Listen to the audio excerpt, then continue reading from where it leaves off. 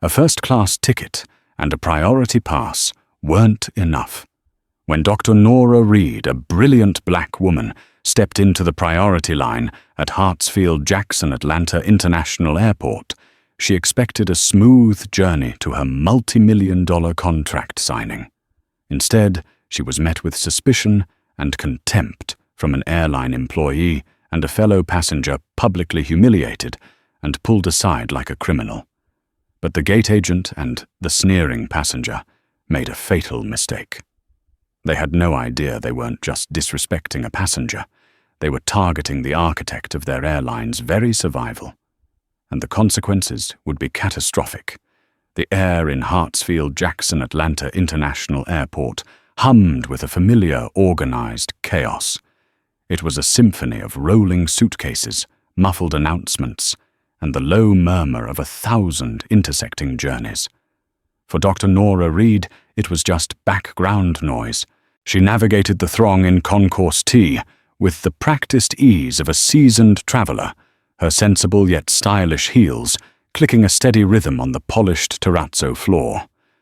Nora was the founder and CEO of Ethelred Innovations, a boutique software engineering firm that had become the silent powerhouse behind some of the world's most successful tech platforms. At 34, she possessed a mind that saw the world in elegant lines of code and complex data structures. Her demeanor was one of quiet confidence, her gaze sharp and analytical. Today she was dressed in a charcoal grey tailored blazer over a simple silk shell, a stark contrast to the casual travel wear around her. It was her armor, a visual representation of the precision and seriousness with which she approached her life and her work. In her hand was a boarding pass for Aerovista Airlines, Flight 1882 to Seattle. First class. The ticket had been booked by the client she was flying to meet Aerovista Airlines itself. It was the culmination of a grueling 18-month project codenamed Phoenix. Nora and her team at Ethelred had designed and built Aerovista's revolutionary new mobile application from the ground up. It was more than just a booking app. It was a comprehensive logistical marvel that handled everything from ticketing and baggage tracking to crew scheduling and predictive maintenance alerts. The Phoenix project was Aerovista's high-stakes gamble to claw its way back from the brink of bankruptcy and dominate the tech-forward travel market. Tomorrow morning, she was scheduled to meet with the entire Aerovista executive board, including its notoriously demanding CEO Robert Thornton, to finalize the rollout of Phase 2 and sign a new eye-wateringly lucrative 8-figure contract for ongoing development and support. This flight wasn't just a trip, it was a victory lap. She arrived at Gate T8, where the pre-boarding process was about to commence. The digital screen above the gate flashed, Aerovista 1882, Seattle on time. Below it, the priority lanes were clearly marked, a plush red carpet for first class and Aerovista's Diamond Medallion members, and a blue one for other priority groups. Nora joined the short queue on the red carpet, placing her sleek leather briefcase at her feet. In front of her was a family with 2 young, excited children, and behind her, a man in a rumpled suit typing furiously on his phone. The atmosphere was one of weary anticipation. The gate agent, a woman in her late 40s with a severe haircut and a name tag that read Brenda, surveyed the line with a look of profound boredom. Her eyes, magnified by thick-lensed glasses, swept over the passengers, making small, instantaneous judgments. When her gaze landed on Nora, it lingered for a fraction of a second too long. It was a look Nora knew well. It wasn't overt hostility, not yet. It was a flicker of cognitive dissonance, a micro-expression that questioned her presence in that specific space. Nora ignored it. She had faced this look in university lecture halls, where she was the only black woman in corporate boardrooms, dominated by grey-haired men, and in high-end restaurants, where the host assumed she was waiting for her employer. It was tiresome, a constant low-grade static of prejudice she had learned to tune out. Her success was the only rebuttal that mattered. "We will now begin our pre-boarding process," Brenda announced into the microphone, her voice flat and devoid of warmth. "We invite our passengers with disabilities and those needing extra time to board." A few moments later, she continued, "We now invite our active-duty military personnel to board. Thank you for your service." Finally, it was their turn. "Now boarding all first-class passengers and our Diamond Medallion members. Please have your boarding pass and ID ready." The family in front of Nora was processed with a perfunctory smile. As Nora stepped forward, she pulled out her phone, the screen already displaying the QR code of her first-class boarding pass, generated by the very app she had built. She held it out for Brenda to scan her passport, ready in her other hand. The scanner beeped affirmatively. But Brenda didn't wave her through. Instead, she held up a hand, her thin lips pressed into a firm line. "I'm going to need to see that again," Brenda said, her tone shifting from bored to accusatory. Nora held the phone out again, her brow furrowing slightly. "Is there a problem?" Brenda squinted at the screen. "This is the first-class line, ma'am." The ma'am was laced with condescension. It was a simple statement of fact, yet in that context, it felt like an accusation. Nora's internal composure, usually as solid as bedrock, felt a tremor of irritation. "Yes, I know," Nora replied, her voice calm and even. "As my boarding pass indicates, I am in seat 2A, first class." Brenda's eyes flickered from the phone screen to Nora's face, then back again. The line behind Nora was beginning to grow. The man in the rumpled suit sighed audibly. Nora felt a familiar heat creep up her neck, the hot flush of being singled out, of being made a spectacle. There are a lot of fraudulent passes and upgrades being sold online. Brenda stated not to Nora, but to the air as if delivering a public service announcement. "We have to be extra careful." Nora's patience began to fray. "Are you suggesting my pass is fraudulent?" Before Brenda could answer, a new voice, sharp and entitled, cut in from the blue priority lane. "What's the hold-up? Some of us have planes to catch." Nora glanced over to see a woman in her 50s, dressed head to toe in designer athleisure, wear her face a mask of impatience. Her perfectly coiffed blonde hair didn't move as she glared pointedly at Nora. Brenda seemed to draw strength from this new ally. She looked back at Nora, her authority now bolstered. "I'm just doing my job. I need to verify your ticket. Please step to the side, ma'am. You're holding up the line." Stepping to the side. The 3 words were a dismissal, an exile. It wasn't a request. It was a command that relegated her from esteemed first-class passenger to public nuisance. And as she was forced to move away from the red carpet, the weight of expectation she carried of a triumphant meeting, a signed contract, a celebration of her hard work was suddenly replaced by the crushing weight of humiliation. The directive to step to the side hung in the air, thick and suffocating. For a moment, Nora was frozen, not by indecision, but by a cold, familiar fury. It was the kind of fury that didn't roar, but burned a low, intense heat deep within her. To comply felt like accepting the accusation. To refuse felt like inviting a scene she had neither the time nor the desire for. "There's no need for me to step aside," Nora said, her voice dropping to a lower, more deliberate register. She did not raise it. She infused it with an unshakable certainty that had closed multi-million-dollar deals. "You can verify my ticket right here. Scan the code again. Check my passport. My name is Dr. Nora Reed. The ticket was purchased by your own corporate office." The mention of the corporate office should have been a red flag for Brenda, a signal to de-escalate. Instead, it seemed to embolden her, as if she'd caught Nora in a lie. "Ma'am, I'm not going to ask you again." Brenda snapped her face, flushed with irritation. "The line is for legitimate first-class passengers. Please, step aside." The woman in the athleisure suit, whose name Nora would later learn, was Rebecca Lawson, now strode purposefully from the blue lane, positioning herself directly behind where Nora had been standing. "Honestly, the nerve of some people," Rebecca announced loudly to the man in the rumpled suit.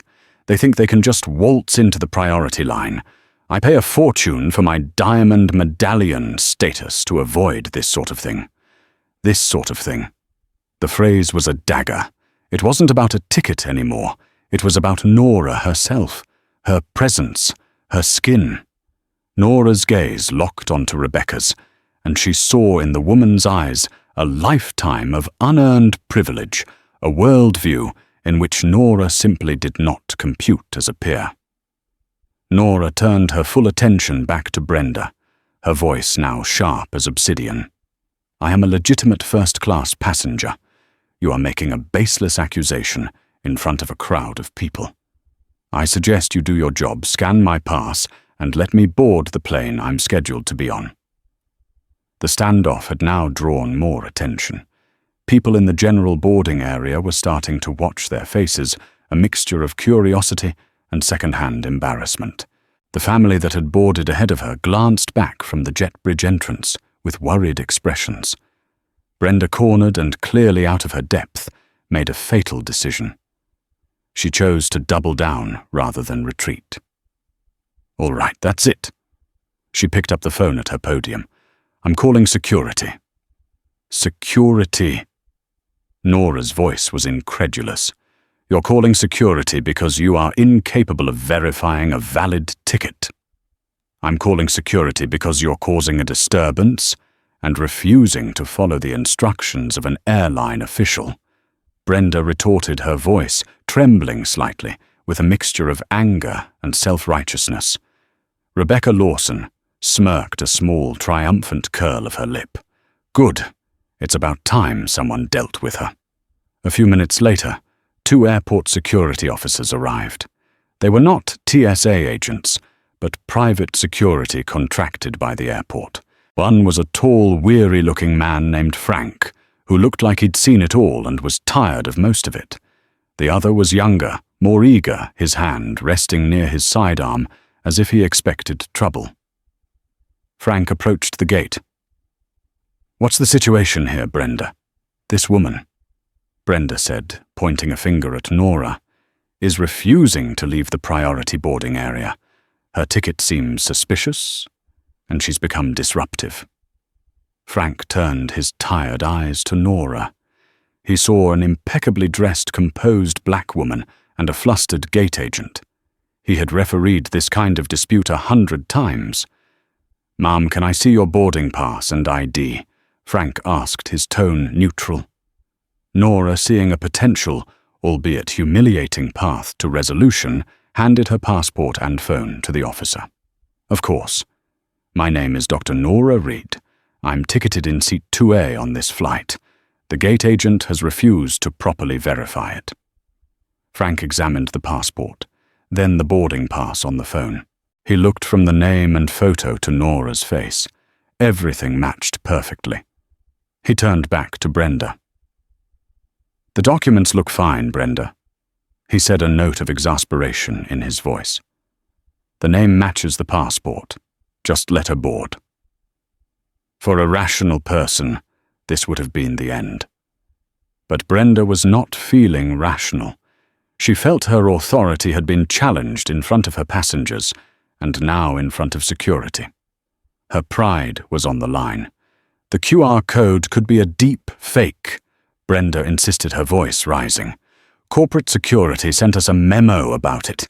You have to check it against the flight manifest. I can't do that. From here, I have to use the main terminal. She needs to come with me." It was a ludicrous, transparent lie. Every gate agent had access to the flight manifest on their computer system. Frank knew it. Nora knew it. but the younger officer, sensing a non-compliant passenger, stepped forward. "Ma'am, you need to come with us," the younger officer said, his voice firm. "We'll sort this out away from the gate so these other folks can board." Nora looked at the line of people, staring at Rebecca Lawson's smug expression, at Brenda's triumphant glare. They were not just asking her to step aside anymore. They were escorting her away like a common criminal. The humiliation was absolute. It coated her skin thick and oily. She had a choice. She could argue, and demand a supervisor, which would undoubtedly result in her missing the flight, the single most important flight of her professional year. Or she could submit to this farce, get it sorted out, and still make the plane, swallowing the bitter pill of injustice. With a deep, controlled breath, she made the pragmatic choice. "Fine." She said the word clipped and cold. "Let's go sort this out." She retrieved her briefcase, her movements precise and deliberate, betraying none of the volcanic rage churning in her gut, as Frank and the younger officer flanked her. Walking her away from the gate and back towards the main concourse, she heard Rebecca Lawson say to the person behind her, "Finally, some peace and quiet." And just before she turned the corner, she heard Brenda's voice sickeningly sweet back on the microphone. "We do apologize for the delay, ladies and gentlemen. We are now continuing our first-class boarding." They hadn't just delayed her. They had erased her, dismissed her, and then apologized for the inconvenience of her existence. In that moment, Nora Reed made a promise to herself. They would all come to regret this. They had no idea who they had just crossed. The walk away from Gate T8 was a blur of fluorescent lights and unsympathetic faces. Nora was led not to a quiet office or a customer service desk, but to a small, sterile alcove designated for secondary security screenings. It was a glass-walled box of shame, designed to be visible to passers-by. Frank, the older officer, seemed to realize the absurdity of the situation, while his younger partner maintained a rigid, officious posture. "Look, ma'am," Frank began, his voice low. "I'm sure this is just a misunderstanding. We just need to wait for the gate agent to verify things on her end." "The gate agent's name is Brenda," Nora stated, her voice devoid of emotion. "And she is not seeking to verify anything. She is seeking to humiliate me. There is a difference." Frank had the decency to look uncomfortable. "Airline policy can be—" "That wasn't policy," Nora cut in sharply. "That was prejudice. Let's call it what it is." She pulled out her phone, intending to call her executive assistant and have her raise hell with Aerovista's corporate contacts. But before she could, her screen lit up with an incoming call from a number she knew by heart: Ben Carter, her lead systems architect at Ethelred Innovations. Ben never called unless it was a 5-alarm fire. A cold knot of dread formed in Nora's stomach, eclipsing even her anger at the situation. She answered immediately. "Ben, what's wrong?" "Nora, thank God." Ben's voice was frantic, a stark contrast to his usual, unflappable calm. "We have a massive problem. A huge problem." "Talk to me," she said, her focus instantly shifting. She was no longer a slighted passenger. She was the CEO of a tech company in crisis. "It's Phoenix," Ben said, his words tumbling out. "There's a critical bug in the back-end server authentication protocol. We didn't catch it in the final stress test. It's subtle, tied to the server's internal clock and passenger load. It seemed fine under simulation, but with the live load from the East Coaster morning rush, it's starting to cascade." Nora's mind raced, processing the information. What are the symptoms? What are the users seeing? API calls are timing out. The app is hanging on the payment confirmation screen for new bookings. Baggage tracking is throwing false positives. But the real kicker, Nora, the real nightmare, is the digital boarding pass generator. It's starting to intermittently fail to sync with the central manifest. Some QR codes are being generated with a corrupted security token. Nora felt the blood drain from her face. A corrupted security token. The very thing Brenda had in her ignorant paranoia accused her of. The irony was so thick it was suffocating. "What's the failure rate?" Nora demanded, already pacing the small glass box like a caged panther. It was less than 1% an hour ago. It's now approaching 4% and accelerating. The corrupted tokens are creating log jams in the database, which is causing more timeouts, which creates more corruption. It's a feedback loop. The whole system is going to brick itself, Nora. I'm projecting catastrophic failure in 90 minutes, maybe less. 90 minutes. Her flight to Seattle was 90 minutes long. "The patch," she said, her voice urgent. "The patch we developed for the Phase 2 rollout. It contains the fix for the authentication redundancy, doesn't it?" "Yes, it's the only thing that can fix it," Ben confirmed. "But it requires physical access to the primary server hub in Seattle. It's a kernel-level patch. It can't be deployed remotely because of AeroVista's security protocols. Their whole system has to be put into maintenance mode from the master terminal, and only a Level 4 administrator can authorize it. That's you, Nora. You're the only one on the account with that clearance." The full weight of the situation crashed down on her. She was supposed to be on Flight 1882, landing in Seattle, with just enough time to get to the AeroVista data center and oversee the patch deployment before the morning board meeting. Her presence on that plane wasn't just for a victory lap. It was mission critical. She glanced through the glass wall down the long concourse towards Gate T8.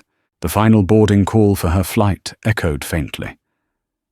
"Ben, listen to me very carefully," she said, her voice a low, intense command. "Isolate the failing servers as best you can.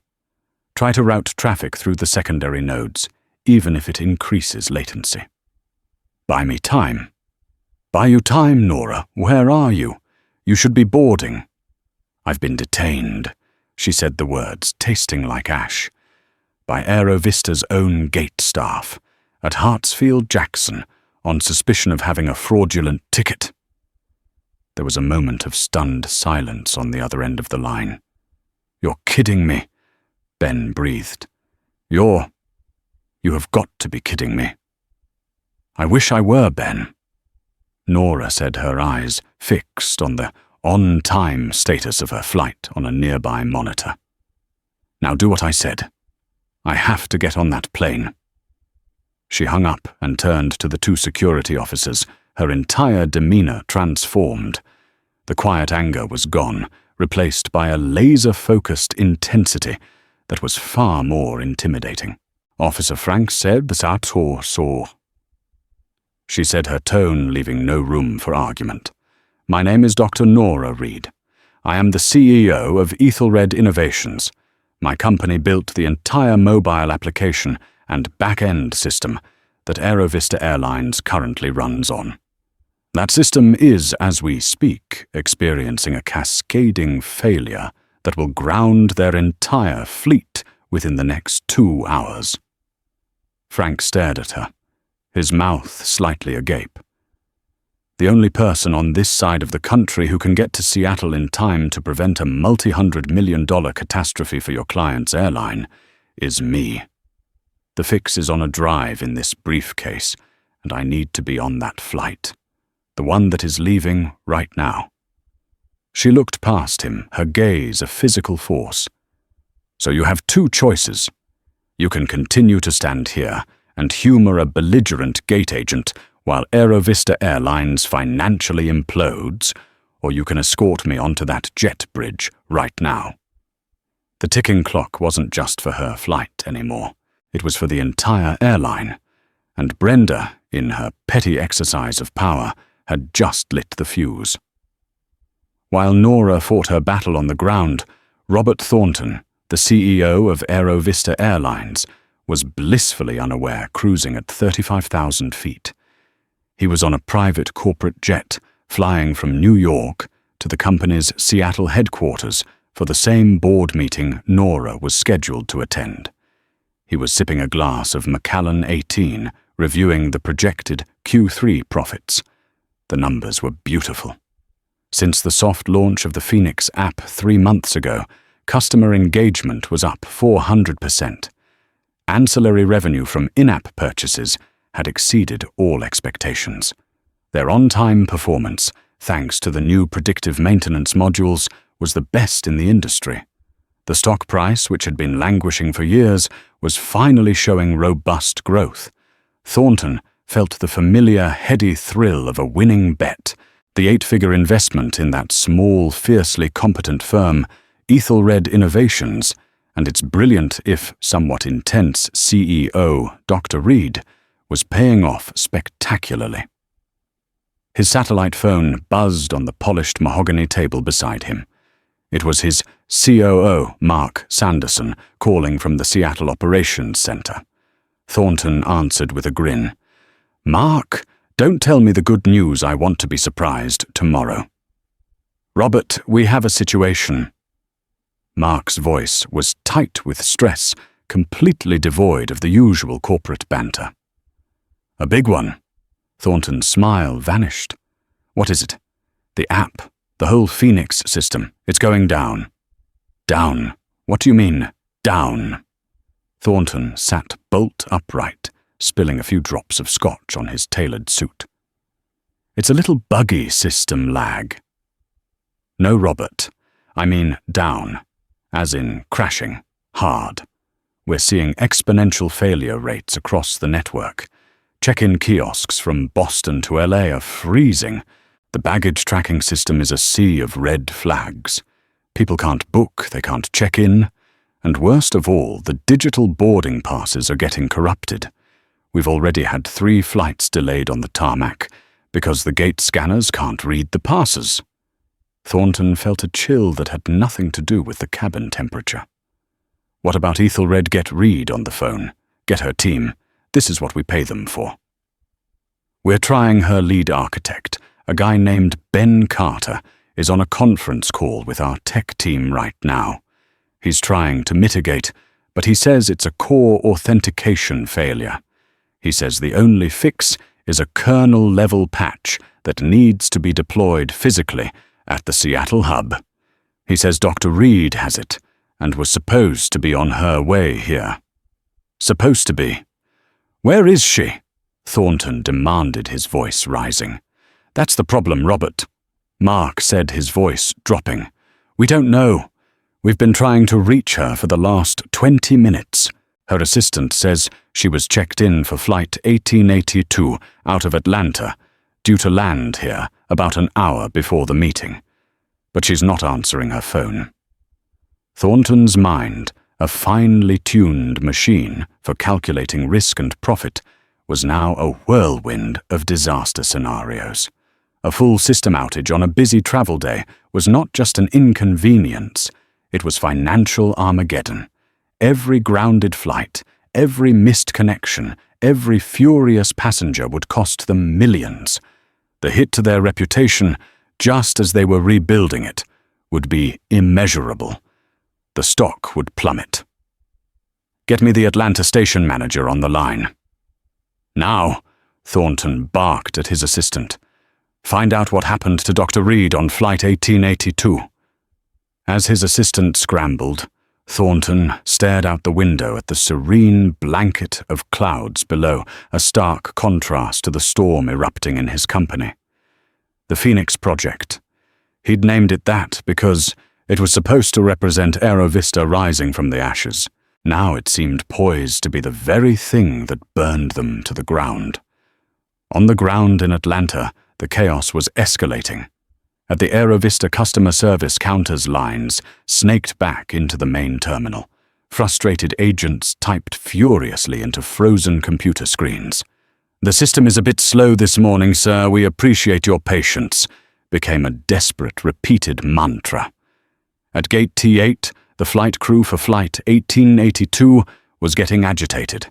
The flight was now officially delayed. Several passengers whose digital passes had failed to scan were clustered around the podium, arguing with a new gate agent who had been called in to assist a visibly overwhelmed Brenda.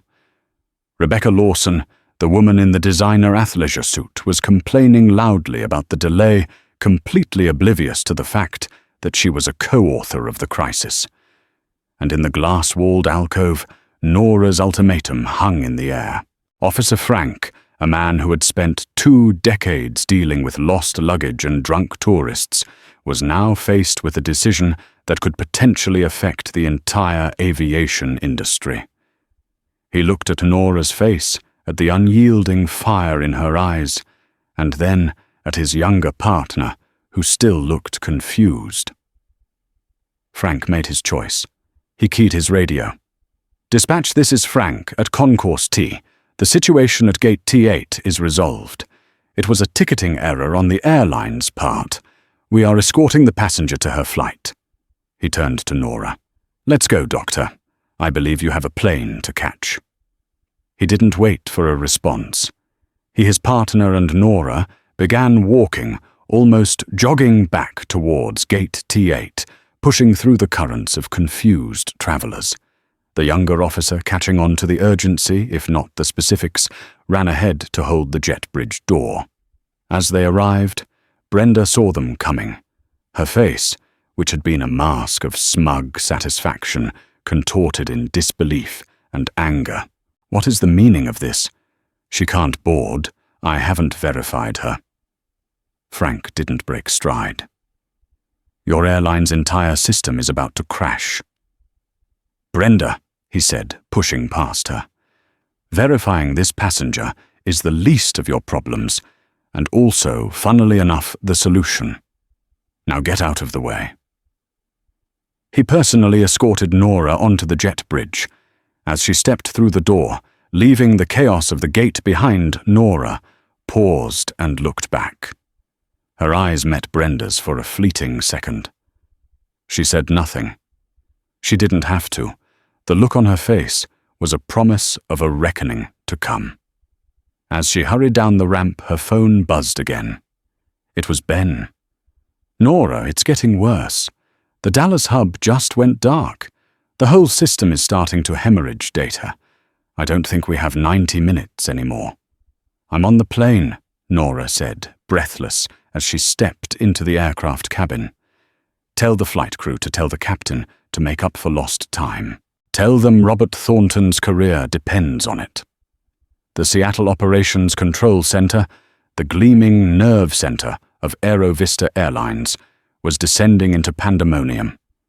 What had started as a trickle of error reports had become a raging flood.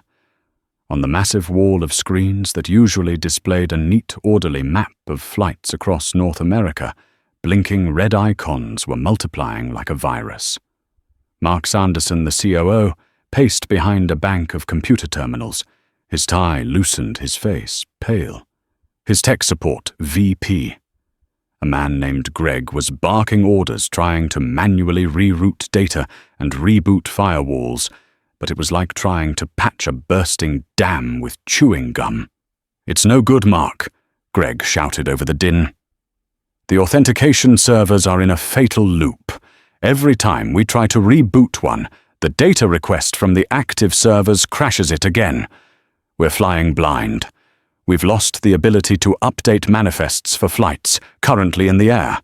We're grounding everything on the East Coast, but the West Coast is waking up and the whole cycle is about to start again." Robert Thornton's voice, tinny and laced with panic, crackled over the speakerphone from his private jet. "Any word from Dr. Reed?" "Did we find her? We're still trying to confirm her status on 1882. Mark replied, sweat beading on his forehead. "Atlanta is a mess. The station manager said there was some kind of security incident at the gate, but he doesn't have details." "A security incident?" Thornton's voice was sharp with alarm. "What kind of security incident?" At that moment, a junior analyst, a young woman named Sarah, who had been frantically cross-referencing incident reports with passenger manifests, let out a small gasp. "What is it, Sarah?" Mark snapped. "Sir, I think I found her," Sarah said, her voice barely a whisper. She turned her monitor towards Mark and Greg. On the screen was a preliminary incident report filed by Hartsfield-Jackson Security. Incident type passenger disturbance. Refusal to comply. Location gate T8 flight. AV waiting 82. Seattle Airline staff involved. Brenda Kowalski. Gate agent passenger involved. Reed Nora.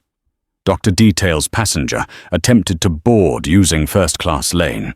Agent Kowalski suspected fraudulent ticket. Passenger became disruptive.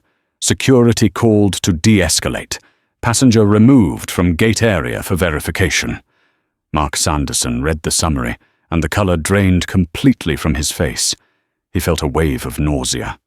Greg leaned over his shoulder and read it too, his eyes widening in horror. "Oh no," Greg whispered. "Oh my God, no." On the speakerphone, Thornton was growing impatient. "Mark, what is it?" "Talk to me." Mark picked up the handset, his hand trembling slightly. "Robert, we found Dr. Reed. She was the security incident." Silence. For a full 10 seconds, the only sound from the speakerphone was the faint whistle of jet engines. Then Thornton's voice came through low and dangerous. "Explain."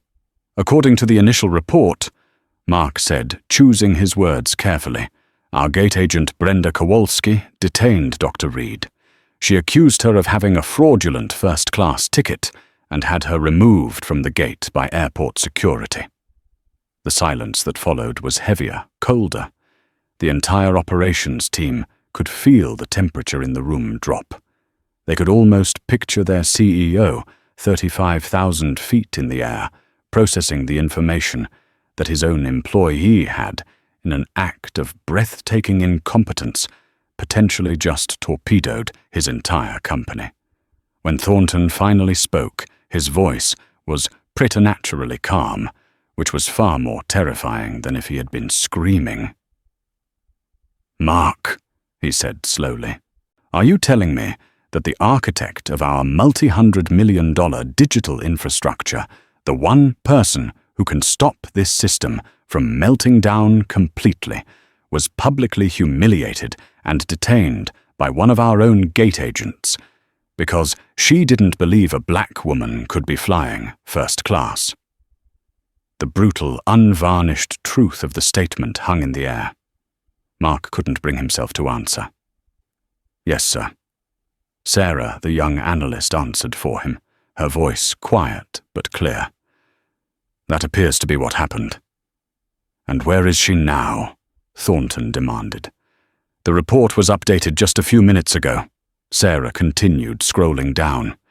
"It says airport security overrode the gate agent and escorted her onto the flight.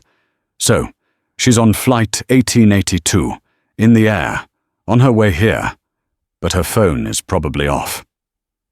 A collective sigh of relief went through the room. She was on her way. The crisis was still salvageable. But Thornton was not relieved. He was a strategist.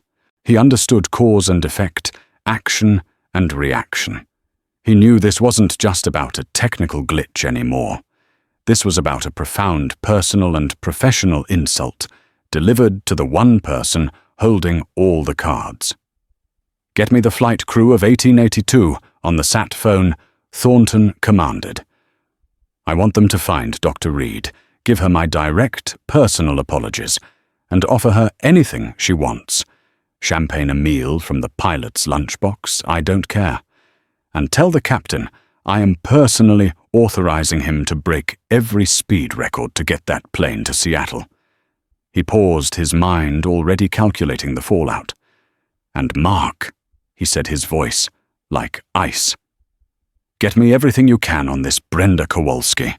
I want her entire employee file. I want to know every commendation and every complaint, and find out who the passenger was who backed her up. There's always a passenger. Find them. When I land, I'm going to personally make sure Ms. Kowalski's career with Aero Vista is over. And then I'm going to have to figure out how to grovel to Dr. Reed for the survival of my company. The revelation had dawned. The crisis was not technical. It was human, and the solution would require more than a software patch. It would require an act of profound, desperate humility from a man who rarely practiced it. Flight 1882 sliced through the sky, a silver dart racing against time. Inside the first-class cabin, Nora Reed was a picture of controlled intensity. She had declined the flight attendant's fawning offers of champagne and hot towels dispatched with a panicked urgency after a call from the cockpit. Instead, she had her laptop open, connected to the plane's sluggish Wi-Fi. She wasn't fixing the problem that was impossible from here, but she was monitoring the cascade, documenting the failure points, and mapping the precise sequence of the system's self-destruction. This data would be invaluable later.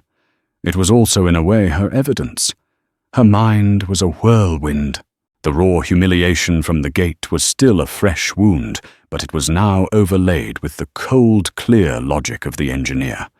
The two emotions, fury and focus, merged into a formidable diamond-hard resolve.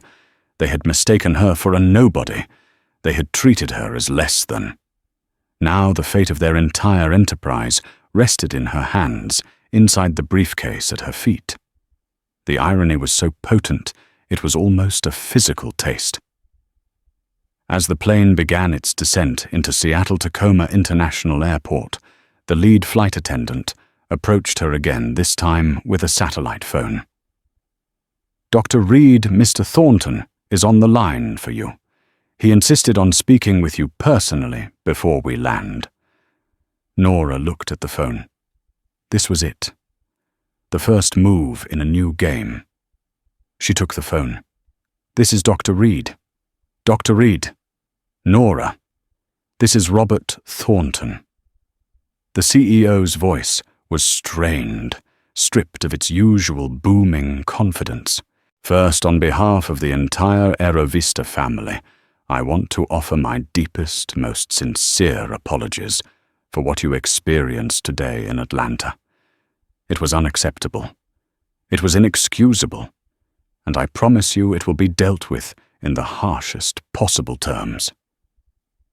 Nora was silent for a moment, letting his words hang in the air. An apology was the expected opening move. It was also insufficient.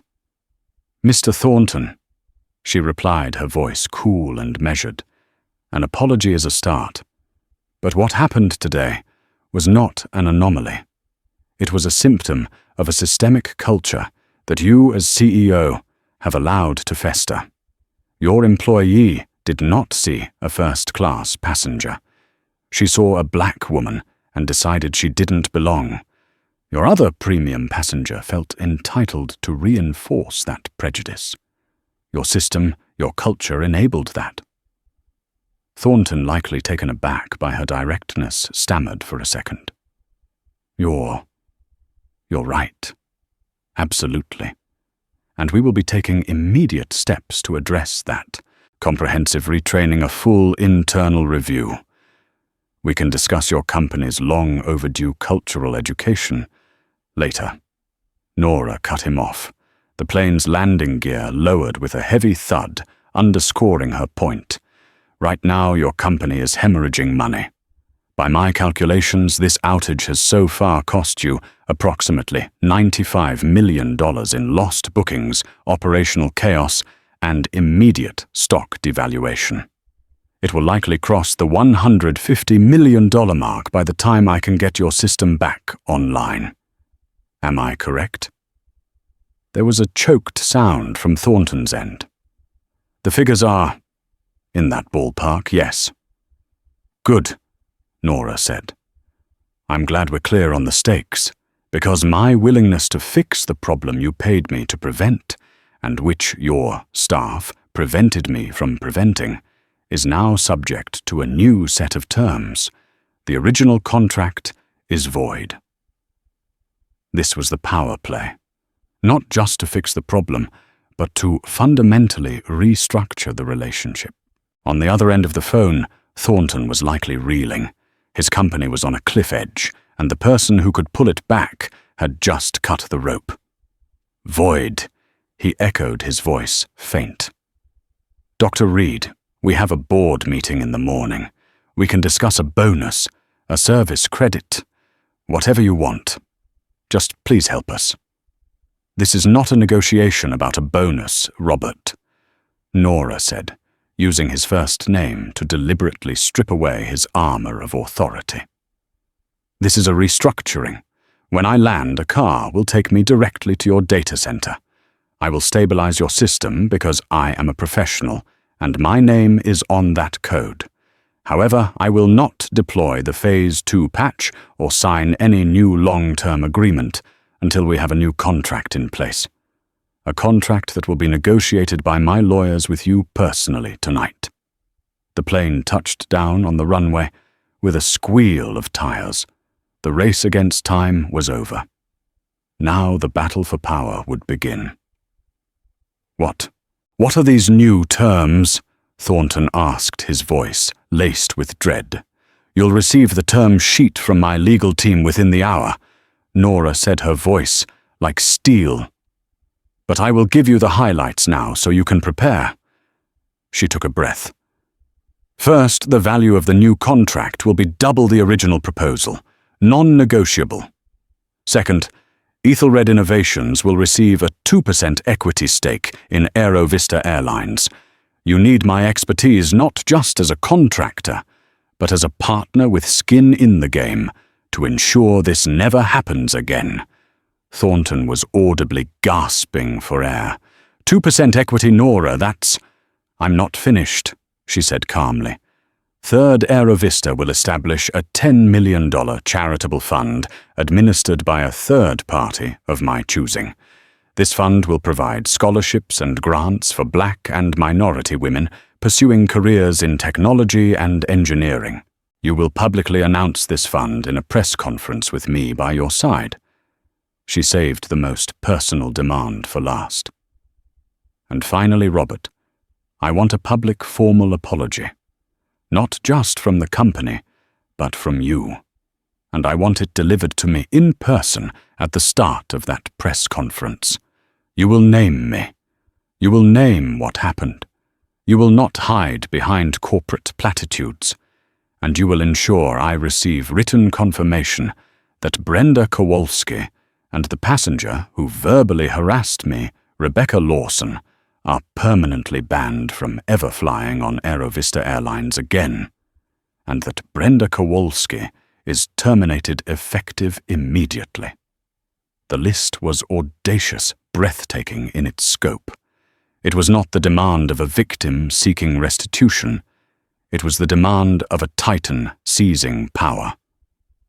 Nora looked out the window as the plane taxied towards the gate. "Those are my terms. You will agree to them in principle before I enter your data center. My lawyers are standing by. Welcome to Seattle, Robert. I believe we have a long night ahead of us." She hung up the phone, the click echoing in the quiet cabin. She had turned their moment of prejudice into her moment of leverage. This was no longer just about fixing code. This was about rewriting the rules.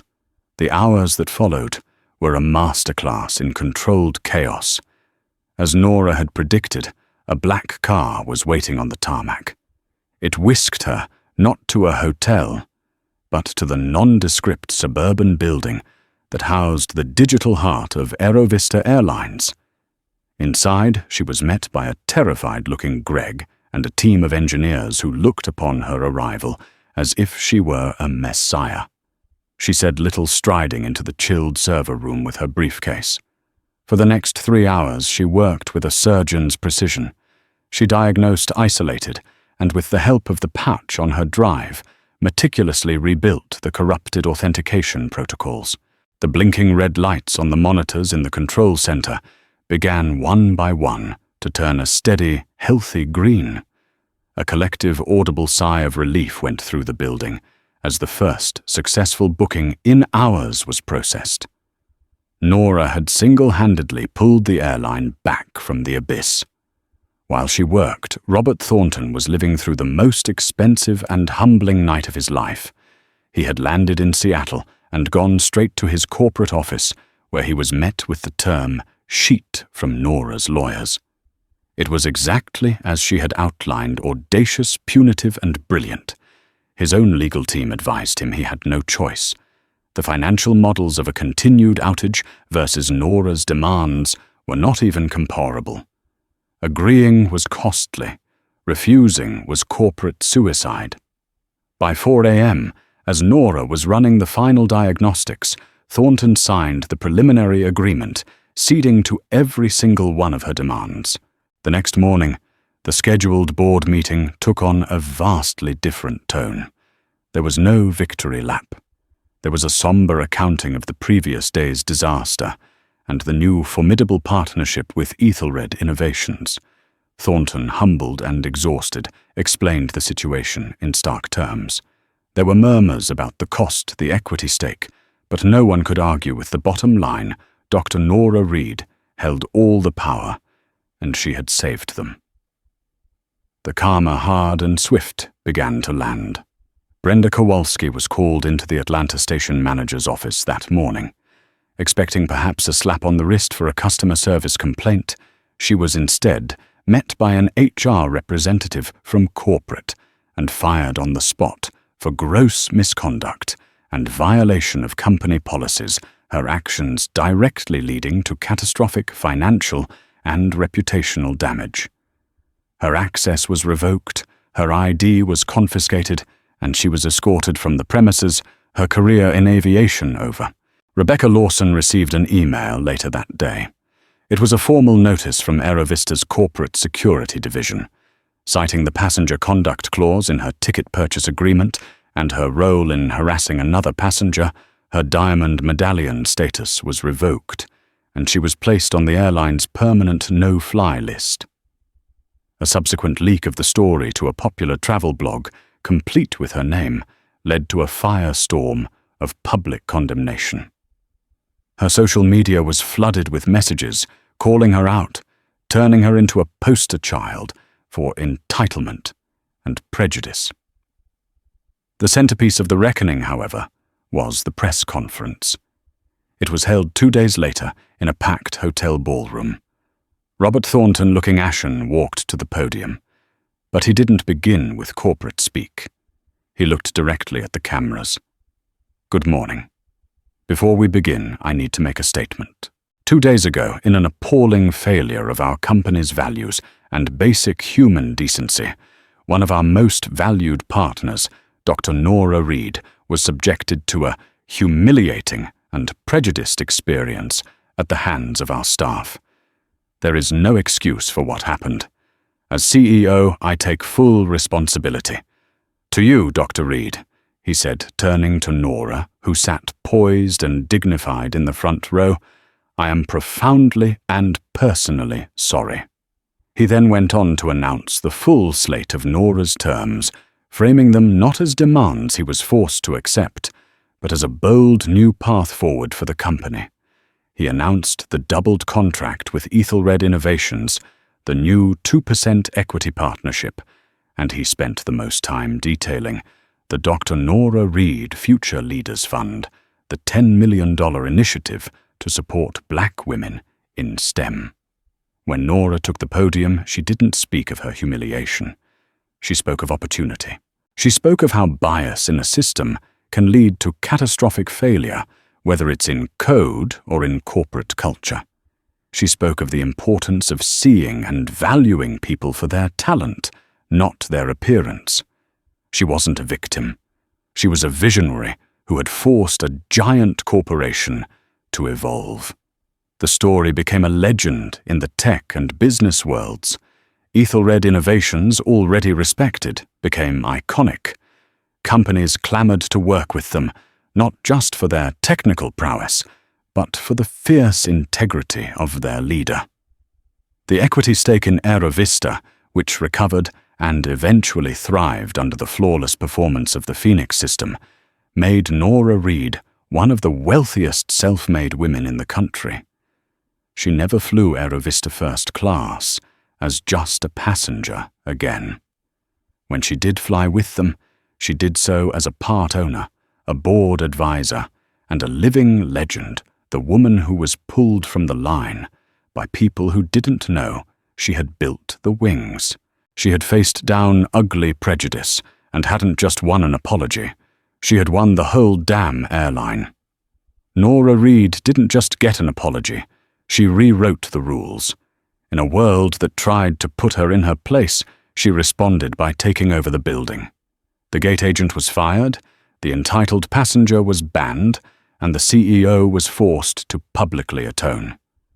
But the real victory wasn't just the personal karma. It was the systemic change she forced. The $10 million fund she created would go on to launch the careers of hundreds of young women who looked like her, ensuring the boardrooms and first-class cabins of the future would be far more inclusive. This is a story about what happens when prejudice collides with power, and how one woman's brilliance turned a moment of humiliation into a movement. If you were inspired by her strength and satisfied by the karma, hit that like button, share this video to spread the message, and subscribe for more stories where justice is served. What would you have done in her position? Let us know in the comments below.